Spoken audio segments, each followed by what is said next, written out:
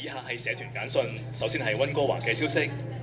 跨越社區服務中心代代相連長者基本電腦訓練班1月份正式開班，逢星期六早上。查詢604-227-6491或604-271-7600，內線103，亦可發送至以下電郵。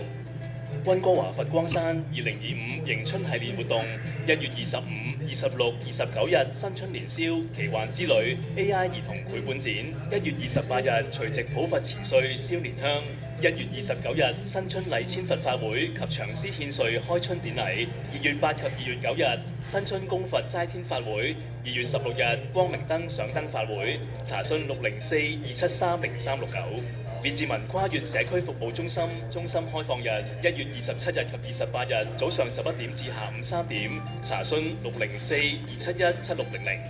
溫哥華福惠寺新春祈福吉祥法會，法會期內有除夕普佛拜願、敲鐘迎新年、禮拜藥師懺、祈福供三寶諸天、禮拜3000佛懺。1月28號至2月16號，查詢604-430-8115。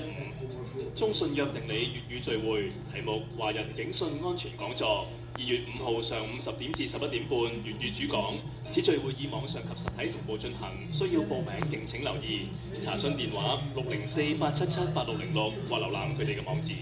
多倫多嘅社團消息，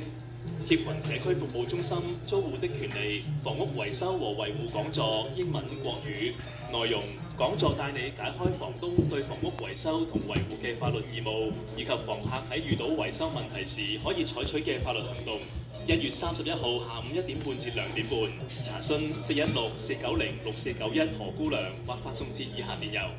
嘉禾專業輔導中心新移民報稅知識講座國語2月1號下午2點至4點舉行。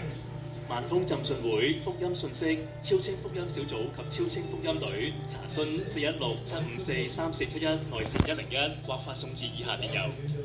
遞交社團消息，請喺活動舉辦前3星期將活動時間、地點、聯絡資料等傳真或電郵至本台辦事處，以便本台編輯及製作。